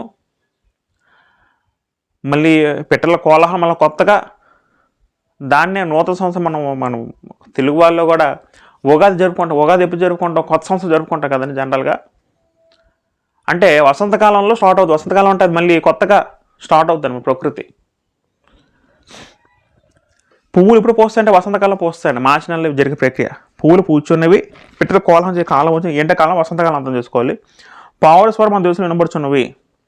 ఎప్పుడైనా పువ్వులు పోస్తున్నాయో మాకు వృక్షం మొలుస్తాయో, పళ్ళు కాస్త వెళ్ళినప్పుడు ఏమవుతాయి? పక్షులు వస్తాయండి. మళ్ళీ పావుల స్వరం వినబడుతుంది అంటారండి. 13వ వచనంలో అంజరపకాయలు పక్వమవుచున్నవి, ద్రాక్ష చెట్లు పోతపట్టి సువాసన ఇచ్చున్నవి. మీరు ఎప్పుడు గమనించండి, మన తెలుగులో కూడా మన రాష్ట్రంలో కూడా మామిడి పండు చాలా ఫేమస్. మామిడి పోత ఎప్పుడు పడుతుందండి? మామిడి పోత అనేది ఎప్పుడు పడుతుంది అంటే మార్చిలో స్టార్ట్ అవుతుందండి. ఫిబ్రవరి ఎండింగ్, మార్చి తొలి నెలలో మామిడికి పూత పడ్డ జరుగుతుంది. మన మామిడి పోత ఉంటాం కదా. మామిడి పోత అర్థం ఏంటి? ఆ చెట్టుకి పూత వచ్చిన తర్వాత అప్పుడు ఆ పళ్ళు కాసి ఎప్పుడు అంటే మనకు వేసవకాలం పళ్ళు వస్తుందండి. అంటే పూత కాసే కాలం అండి. ఈ కాలంలో చెట్లు ఫలం వృక్షించే ఎక్కువ కాలంలో వసంతకాలం, మార్చి నెల అండి. అక్కడ కూడా అంజూరపకాయలు అంటే మన దగ్గర ఉండవు, అంజీర్ అని అక్కడ ఆ కాలం ఫేమస్ కాబట్టి వాళ్ళ భౌగోళిక ప్రదేశంలో వాళ్ళకు అందుబాటులో ఉన్న ఆ పదార్థాలు పళ్ళుతో చెప్తున్నాడండి గ్రంథకర్త. ద్రాక్ష చెట్లు ఆ కాలంలో ఫేమస్ కదండి. ద్రాక్ష చెట్లు పోతపట్టి సువాసన ఇచ్చును అంటే అర్థం, అది వసంతకాలం అర్థం చేసుకోవాలి. మళ్ళీ ఏమంటానంటే నా ప్రియురాల సుందరతో లెమ్ము రమ్ము, బండ సుందరులు ఎగురున్న పావురం అంటే ఇక్కడ తన ప్రియులతో ప్రేమగా పలిగా మాట్లాడండి. వసంతకాలం వస్తుంది అది కూడా మనం అలా చెప్తూ అది ప్రేమ కలిగించే మాటలు. బండ సుందరులు ఎగురున్న పావురమా, తన ప్రియురాలని తన భార్యని పావురం అంటాడు. పావురం అంటే నిష్కలంకంగా గుర్తండి. పావురం అంటే అమాయకత్వం గుర్తండి. అలా చెప్తూ బీటలు ఆశ్రయించిన పావురమా, బీటలు అంటే బండ సొందుల్లో ఆశ్రయించిన పావురమా చెప్తూ నీ స్వరము మధురము, నీ ముఖము మనోహరము. నీ స్వరము చాలా గొప్పగా ఉంటుంది, నీ ముఖము చాలా అందంగా ఉంటుంది. పొగుడుతున్నాడండి తన కావ్య భార్యని. అంటే భార్యాభర్తల మధ్యన ఎటువంటి రిలేషన్ ఉండాలంటే పెళ్లి కాకముందు తర్వాత కూడా భర్త భార్యను పొగుడుతూ ఉండాలండి. ఆ పొగడత అనేది ఎంత మంచిగా చెప్పాను, అంటే ప్రేమ కలిగిన మాటలు పలుకుతూ ఉండాలి. అంటే రిలేషన్ బండంగా పటిష్టంగా ఉండాలంటే ఇవన్నీ కూడా దేనికి చెప్తున్నాడు దేవుడు అంటే, మనకి ఎందుకు చెప్తున్నాడంటే భార్యభర్త ఎలాగ ఉండాలో అని చెప్తున్నాడండి. ఎలా ఉండాలంటే భర్త ఎప్పుడు కూడా భార్యని పొగుడుతూ ఉండాలంటండి. అందరు నేర్చుకోవాలి భర్తలారా, భార్యని ఎప్పుడు మనం పొగుడుతూ ఉండాలి. ఎక్కువ మనం ఆడిని నువ్వు అంటే ఆవిడకి ఆనందం కలిగించే విధంగా మనము ఆవిడకి మెప్పిస్తూ ఉండాలండి భర్తలు. పేదరు గారు అంటారండి, పేదరు గారు రాసిన పత్రికలో జ్ఞానంతో కాపు చేయమని చెప్తారండి భార్యలతో. జ్ఞానం అంటే అర్థం ఏంటండి? నొప్పించకుండా. అంటే ఆ కాపురం కూడా ఎలా చేయాలంటే మనం ఎక్కువగా భర్తల భార్యలని ప్రేమిస్తూ పొగుడుతూ ఉంటే ఎక్కువ సమస్యలు రావు. ఎక్కడి నుంచో మనం పాటిద్దాం. నేను కూడా నేను పాటించిన కృషి చేస్తానండి. దేవుని వాకి చెప్తే మనం పాటించలేదు, ఎవరైనా అంతే. చెప్పినంత మాట అన్నా ఇది మీకని అనుకోకండి, నాకు వర్తిస్తాను. నేను చెప్తున్నానంటే నేను ముందు చెయ్యాలి, అది మీకు చెప్పాలండి. అందరికీ వర్తించే మాటలు ఇవన్నీ కూడా. ఇక్కడ నుంచి మనం వాళ్ళ ప్రయత్నం చేద్దాం. అంటే ఎస్పెషలీ భార్యాభర్త రిలేషన్లో మనం ఆలోచిస్తున్నాం. మన భార్యను పొగుడుదాం, భార్యను మెప్పిద్దాం. అది మెప్పిస్తే బంధం పటిష్టంగా ఉంటుంది. కనంత సెలవిస్తుంది. ఇంకేముంటాడంటే 15వ వచనంలో, మన ద్రాక్ష తోటలు పూత పట్టి ఉన్నవి, ద్రాక్ష తోట చెరుపు నక్కలను పట్టుకునడి, సహాయం చేసి గుంట నక్కలు పట్టుకునడి. మళ్ళీ ఏమంటారంటే మన ద్రాక్ష తోటలు అంటే తాను వాళ్ళిద్దరు ఉద్దేశిస్తూ మనం కూడా ఇంకా ఏకం అవ్వాలి, లైంగికంగా కలవాలి. అంటే అలా చెప్పుకోవడం తప్పులేదు, భార్య కాబట్టి అంత ఫ్రీనెస్ ఉంటుందని. అలాగని ప్రతి ఒక్కరిని మాట అనకూడదని. ప్రియ విషయం గమనించండి, ఎప్పుడు కూడా పెళ్ళి కాకముందు పురుషుడైనా స్త్రీ అయినా ఈ సరసపు మాటలు అంటే లైంగిక మాటలు ఏవైతే ఉంటాయో అది కేవలము భార్యాభర్తల నడుమ ఉండాలి తప్ప, తన కావ్య భర్తతో మాట్లాడదు తప్ప ఎవరితో కూడా డిస్కస్ చేయకూడదండి. ఆ మాటలు ఇంకొకరితో చెప్తే అది జాగ్రత్త అవుద్దండి. జాగ్రత్త వినాలి. ఒక భార్యకి తన భర్తతో మొత్తం ఫ్రీనెస్ ఉంటుందండి. తను ఎలాగైనా మాట్లాడుకోవచ్చండి తన భర్తతో. లైంగికంగా ఎటువంటి మాటలు మాట్లాడుకోవచ్చు, దానిలో నిర్బంధం లేదు. తన భర్త కాబట్టి తను షేర్ చేసుకోండి. భర్త కూడా తన భార్య అన్నీ షేర్ చేసుకోవాలండి. లైంగికంగా ఇద్దరు కలిసిమెలిసి ఉండాలని ఉన్నప్పుడు తనని షేర్ చేసుకుంటారండి. తప్పేట్లేదు, దాంట్లో ఏ పాపం లేదండి. చాలామంది భయపడిపోతూ ఉంటారు, ఏమో ఇది పాపమేటో ఇలా చేస్తే. అవే అనుకోద్దండి. భార్యాభర్తల మధ్యన ఉన్న లైంగిక బంధం ఏదైతే ఉందో మీరు ఎంత ఆనందిస్తారో అంత ఆనందించండి. దాంట్లో ఏం తప్పు లేదండి. దేవుడు దాని పాపం చెప్పలేదు. పాపం మనం ఎందుకు పాపం భావిస్తాం? దేవుడు పాపం చెప్పలేనప్పుడు మన ఇంకా భయపడాల్సిన పని లేదండి. ఇద్దరికేం ప్రాబ్లమ్స్ ఉంటాయని పరిష్కరించుకోవాలి. లైంగికంగా కూడా ఏదైనా కొంతమంది చాలా దూరం భార్యాభర్తలు అయినప్పుడు కూడా దూరంగా ఉంటూ ఉంటారండి. దేని దూరంగా ఉంటారండి? అసలు అది పెళ్లి చేసుకుని దగ్గర అవడం కదండి. దూరంగా ఉంటారంటే వాళ్ళకి ఏం కోరికలు లేకపోవచ్చు, సంథింగ్ ఏదో ప్రాబ్లం ఉండొచ్చు. అవన్నీ మనం పరీక్షించుకోవాలండి. అది కూడా ఇప్పుడు భర్త ఎలా భార్యకి వాంచ కలుగును, అతను నీళ్ళు అంటాడు ఆదికాండంలో దేవుడు. ఆ కోరికలు మనం అప్పుడు తీర్చుకోవాలి పిల్లలు. అప్పుడు కూడా తీర్చుకోకపోతే ఇంకా అది తప్పు చేసిన వారు అవుతామండి. వాళ్ళ ధర్మం మీరినట్టు అవుద్దండి, ధర్మం జరిగినట్టు అవుద్దండి. ఇప్పుడు మనం పెళ్లి చేసుకున్నాం, కొన్ని కుటుంబాల్లో నాకు కొన్ని కుటుంబాలు తెలుసు, పెళ్లి చేసుకున్న తర్వాత 1 సంవత్సరం పాటు భార్యాభర్తలు ఏకం అవ్వలేదటండి. ఇద్దరు కలుసుకోవాలి ఇప్పుడు కూడా శారీరకంగా. ఈ మధ్య ఒక విషయం తెలిసింది ఒకరితో. అలాంటప్పుడు ఎందుకండి పెళ్లి చేసుకోవడం? పెళ్లి చేసి ఒక బాధపడడం ఎందుకండి? ఆ భర్తకి ఇష్టం లేదట, పెళ్లి ఏకం అవ్వలేదట. అలాంటి పెళ్ళి ఏం చేసుకునే వ్యక్తి ఎప్పుడు పెళ్లి చేసుకోవాలి? ఇష్టం ఉంటే పెళ్లి చేసుకోవాలి. నేను శారీరకంగా తనకి ఏకమవుతున్నా పెళ్లి చేసుకోవాలి. నువ్వు ఇవేం చేయకుండా పెళ్ళి ఏం చేసుకోండి, ఒక వ్యక్తి జీవితం నాశనం చేసినట్టు కదండి. నేను పెళ్లి చేసుకుంటానని ఉద్దేశం ఉంటే నేను పెళ్లి చేసుకుంటాను ఎవరో అనుకోండి దయచేసి. లైంగికంగా కూడా నేను ఏకమవుతాను, దాంట్లో కూడా నేను సంతృప్తిగా నా భార్య సంతృప్తిపరుస్తాను అనే విధంగా పెళ్లి చేసుకోవాలండి. అది భార్యగా ఉండాలి, భర్తగా ఉండాలండి. లేదా దూరంగా ఉంటాను, అంటిముట్టడం ఉంటానంటే అది అక్కడ లవ్ ఉండదండి. అసలు మెయిన్ లైంగిక బంధం కూడా లవ్తో ముడిపడి ఉందండి. అసలు ఇద్దరికి లవ్ ఉంటేనే ఇది కూడా అటాచ్ కనెక్ట్ అవుద్దండి. ఇద్దరి మధ్య లవ్ లేకపోతే లైంగికంగా కూడా శారీరకంగా దగ్గర అవ్వలేరండి. ఇప్పుడు భార్యాభర్తలు అనేవారు వాళ్ళు ఏదైనా డిస్కస్ చేసుకో తప్పేట్లేదు, దాంట్లో పొగుడుకోవచ్చు, సరసర మాట్లాడుకోవచ్చు, వీళ్ళిద్దరి మధ్యన ఉండాలండి. దాటి వెళ్ళకూడదు, దాటి వెళ్తే తప్పు. సరస్వతి ఉచ్చరింపకూడదు, అప్సరాస్ పత్రికలు ఉంటుందండి, సరస్వతులు అనే పదం ఉంటుంది. అది అందరికీ వాడకూడదు, వీళ్ళ మధ్యన కట్టుబడి ఉండదు, అది ఓకే. భార్య భర్తలు దాటి అందరికీ ఉపయోగిస్తే తప్పదు. మళ్ళీ భర్త దృష్టిలో భార్య సర్వస్వం, భార్య దృష్టిలో భర్త సర్వస్వం. ఇద్దరి మధ్యన అంత అండర్స్టాండింగ్ ఫ్రీడమ్ ఉంటుంది. ఇద్దరు ఏమైనా చేసుకోవచ్చు, ఎలాగ మాడుకోవచ్చు అండి. దాంట్లో ఏ పొరపాటు తప్పు ఉండదు. ఇది దాటి మళ్ళీ ఈ ఫీలింగ్స్ ఈ కోరిక మళ్ళీ ఇంకోటి చూపించకూడదు భర్త, మళ్ళీ ఈ ఫీలింగ్స్ ఈ కోరికలు అనేవి భార్య ఇంకోటి చూపించకూడదు, అది తప్పు, అది పాపం అవుతుంది. వివాహ బంధంలో స్త్రీ పురుషులు, భర్త భార్య వీళ్ళిద్దరు ఎలాగైనా ఉండొచ్చు, లైంగికంగా ఎలాగైనా శారీరకంగా కలుసుకోవచ్చు, ఏవైనా చేసుకోవచ్చు ఇద్దరు ఇష్టం మేరకు. దాని లవ్ రిలేషన్ దేవుడు యాక్సెప్ట్ చేశారండి, దేవుడు యాక్సెప్ట్ చేశాడు లైంగిక బంధం. మీరు ఎవరు తప్పుపడడం లేదు, ఇది పాపము ఇది అపచారం అనే హక్కు ఎవరికి లేదండి. ఏది పాపం అది పోయారు. దీన్ని హిందువులు అని కొంతమంది మొత్తం మొదలు ఈ పాపం ప్రేరేపిస్తున్నాడు, ఇది ఆపదం చూపిస్తున్నాడు గ్రంథాలు అంటారండి. ఈ కరుణాకర్ సుగుణకర్ కొంత పనికిమాలిన వ్యక్తులు ఇటువంటి దుష్ప్రచారం చేస్తూ ఉంటారండి. ఇది మనందరం ఎలా పుట్టామండి, మన అమ్మనామే పుట్టాం కదా అంటే అమ్మనాన్న పాప చేసి పుట్టామంటాం ఎవరైనా? వినండి, ఆలోచించండి. వాళ్ళు పాప చేసి మనం పుట్టామంటాను ఎవరైనా? తప్పు, ఆ మాట ఇప్పుడు అనకూడదండి. పాప నువ్వు అంటే దేవుడు అలా మాట అండవు. పవిత్రము, వివాహ బంధంలో పాను పనేది పవిత్రము, దాని తప్పుగా ఎంచకూడదు, అది కూడా ఒక జీవితంలో భాగమని దేవుడు స్పష్టంగా చెప్పాడు గ్రంథాలు. అదేవిధంగా ఇక్కడ ఏమంటారంటే దాక్షుడు చెప్పిన నక్కలను పట్టుకొని అంటారండి. ఇక్కడ వీరు ఏమంటారంటే వీళ్ళ వివాహ బంధాన్ని చెరగొట్టడానికి నక్కలు ఉన్నాయట. నక్కలంటే మనుషు ఉద్దేశం నక్కలని చెప్తారండి. నక్క అంటే ఏదైనా నక్కలంటే భౌతిక నక్కలు కాదండి, జంతువు కాదండి. నక్క అంటే దేని సూచిక? ఒక చెడు స్వభావం సూచించే జంతువుకి నక్క సూచిక అండి. ఇప్పుడు యేసుప్రభువు హేరోద్తో మీరు వెళ్ళి ఆ నక్కతో చెప్పుడు అంటారండి హేరోద్ని ఉద్దేశించి. నక్క అంటే నక్కని అర్థమా? నక్క అంటే జిత్తులమాన స్వభావం సూచిక, మోసానికి సూచిక. అదేవిధంగా ఇక్కడ కూడా మన పెళ్ళికి ఇంకెవరైనా అడ్డుకట్లు వేస్తారేమో. సాధారణంగా పెళ్ళి అవ్వక ముందు, పెళ్ళి ఇచ్చిన తర్వాత కొంతమంది అడ్డుకట్లు వేస్తూ ఉంటారండి, అడ్డంగా చెప్తూ ఉంటారండి. పెళ్లి సమయానికి ఏదో ఒక చెడగొట్టడానికి ప్రయత్నిస్తూ ఉంటారండి. పెళ్ళికి ముందు జరుగుతుంది, పెళ్లి తర్వాత జరుగుతూ ఉంటాయండి.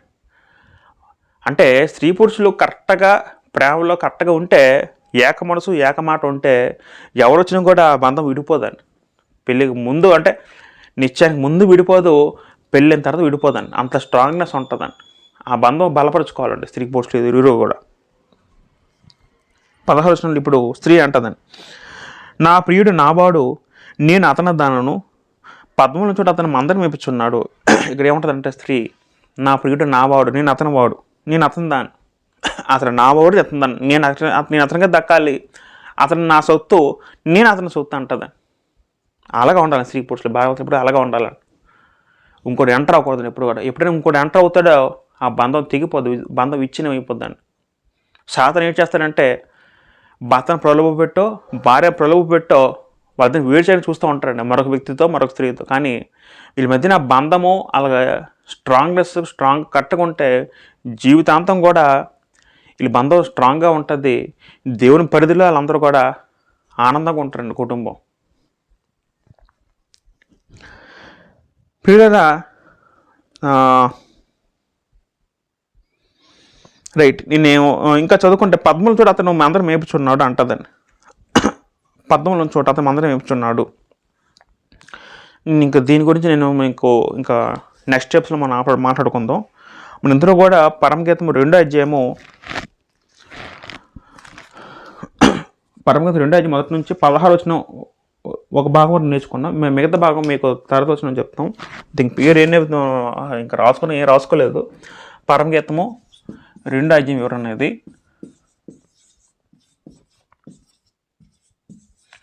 పరమగీతము 2వ అధ్యాయం వివరణ. దీని పేరు ఏం పెట్టుకోవచ్చు అంటే వివాహము ముందు.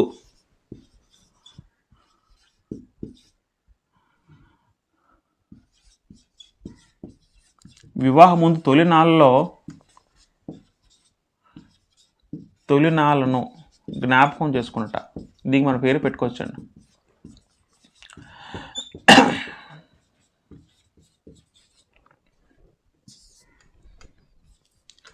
పరగీతం చదువుకున్నంతసేపు కూడా మనం ఏం గమనించాలంటే ఇది కేవలము స్త్రీ పురుషుల మధ్యన బంధం స్ట్రాంగ్ చేయడానికి దేవుడు మనకు రాయించి ఇచ్చిన గ్రంథం భావించండి, అలాగే చదవండి.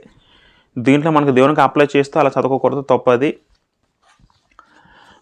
ఇది మనం గ్రంథంగా స్పష్టంగా మనం ధ్యానిస్తే ఒక వ్యక్తి జాగ్రత్తలో పడడు, ఒక వ్యక్తి విభజనలో పడ్డు, ఒక వ్యక్తి తన భార్యను ప్రేమిస్తాడు, ఒక వ్యక్తి నిందారహితుడిగా జీవిస్తాడు, లోకంలో దేవునికి ఇష్టడుగా జీవిస్తాడు. కాబట్టి ఇది అందరికీ అవసరం అండి. దేవుడు ఈ కొద్ది మాటలు దీవించి మనందరి హృదయాల్లో ఫలింపజేయను కాక. ఆమెన్. ఇంతవరకు వాక్యాన్ని ఓపిక విన్న సహోదరులందరికీ మరొకసారి నాకు హృదయపూర్వక వందనం తెలియజేసుకుంటున్నాను. అందరికీ వందనాలండి.